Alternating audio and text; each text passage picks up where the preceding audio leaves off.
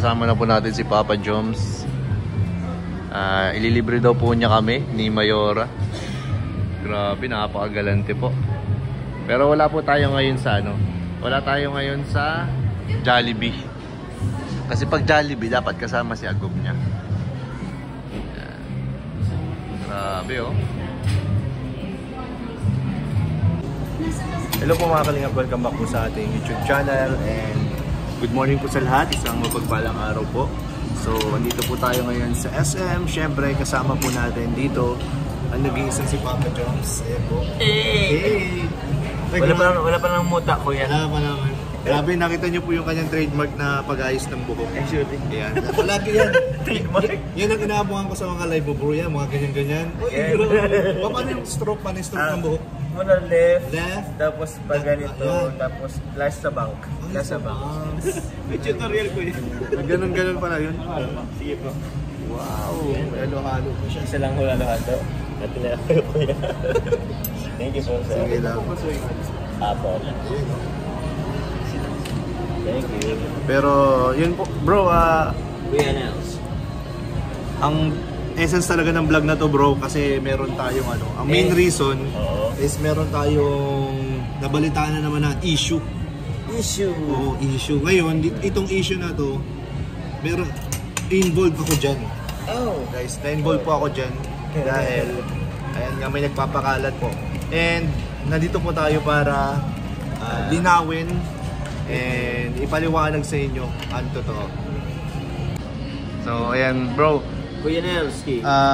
Kagabi kasi, bro, may nabalitaan ako na meron palang kumakalat na may nakapag-send lang din na may pinapakalat na may sinabi raw ako na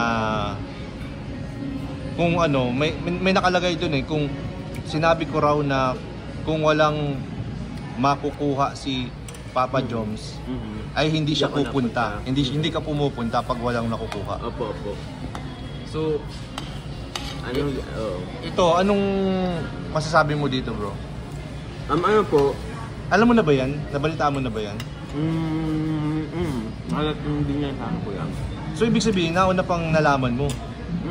Hindi ko na sinabi. Kasi, kilala ko naman kayo. I mean, tawag niyan. Sila po yun guys. Sila, yung mga tropa natin, kakilala ko po yun.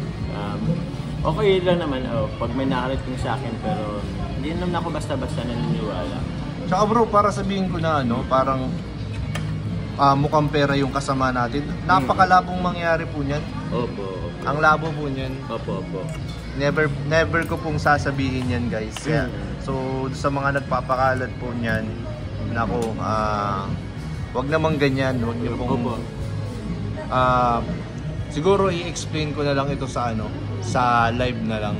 Sige sa po. live na lang Pero ito gusto ko malaman po ninyo na kung ano po yung tingin and yung pakakaintindi po ni Papa Joms doon sa sinabi ko.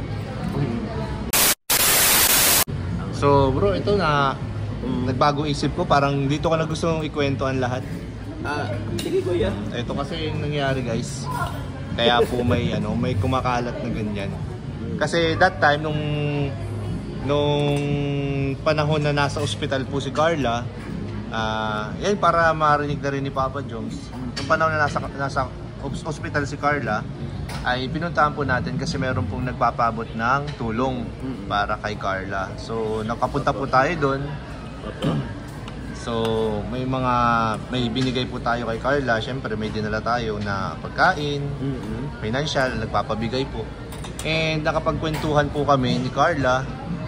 At may isa pa po kami kasama doon. Ayoko lang muna pangalanan. Na ayan, nagkwentuhan, biruan. So nabanggit ko doon na na mayroon din ako ipapaabot kay Papa Joms. So yung ipapaabot ko kay Papa Joms, hindi ko alam kung paano ko may bibigay kasi hindi ko alam kung kung available si Papa Joms nung araw na yon. So sabi, parang biniro ko lang si Carla, sabi ko. Ay, sabihan ko na lang tuloy na na may pinapabigay ang ang supporters para dun sa mga beneficiary niya para magkita kami ngayong araw. Kahit pa paano, 'di ba, magawa ng parang kasi para sa beneficiary mo 'yun. Oo. 'Di ba? Oo. Tapos yun pala, iba yung paka-intindi naman. Interpret na misinterpret. Oo, iba yung paka-interpret ng isang kasama na nandun. O parang masyado siyang seryoso sa buhay. Yan. So, halos OA na nga guys yung yung kumakalat na parang wala naman akong sinabi na mukhang pera si Papa Joms na yun na nga na kapag pag walang pera hindi ka po magpapakita ganyan. Wala naman. So yung kumakalat kasi may mga dagdag ng ganun na talagang masakit sa part ko.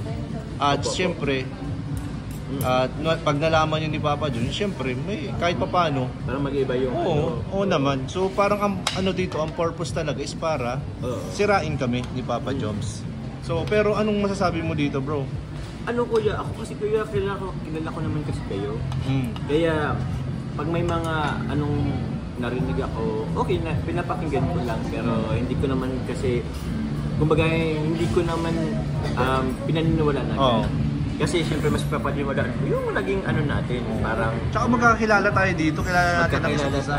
Opo. Tsaka never kong sasabihin yung mga ganung bagay. Oo. Lalo na kay Jomar. Tsaka, ako pa ba? Ha? Tsaka kahit nga kuya, sorry na kuya ulit at hindi ako agad nakapunta din. Actually hindi ako kuya nakapunta doon eh. Kahit nagtanong ako sa iyo kuya, late na din yun Wala ka na nga pati dun sa hospital na yun. Ay, nung kinagabihan tsaka ka pumunta? Oo, kinagabihan tsaka na ako din pumunta kasi naging busy din talaga. Oo. Kaya yun, pagkapasensya na ulit kuya at hindi ako nakapunta on that time, agad-agad. Pero yun, ko po yun sila kuya Nel, good friends sila kuya Nel, sila Ate Alex, yan po sila David, sila Yeah, kaya kahit anong gawin nila, hindi nila tayo masisira, bro. Hindi naman, bro. Ayan, salamat, bro. So, ayan po, maraming salamat. Kakain na muna siguro kami. Dara po kuya, kain na kayo, wala pa sa Ate Alex. Oo nga, wala pa. Ito po ay libre po ni Papa Joms. Ay, opo, at nahiya ako at meron akong sadya sa kanila. Ay, grabe naman. Sige po guys, maraming salamat. Bye-bye po. Thank you. So ayan po, napakinggan po natin si Papa Joms at ang kanyang opinion sa nabalitaan natin ngayon ng mga kumakalat po na balita. So ayan po, sa mga nagpapakalat nito, ingat kayo kasi may karma kasi yan. So kung sino ka man nagpapakalat niyan, ingat ka sa karma. So ayan po, salamat po sa walang sawang pagsuporta po sa inyo, sa ating channel.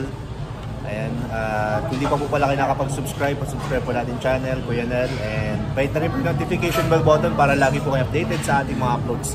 Siyempre, huwag niyo pong kalimutan supportahan si Kuya Val, Ate Edna, si Kalinga Prab, ayan, at ang lahat po ng K-Boys at Kalinga Partners. Maraming salamat po, bye-bye, and Jesus loves you.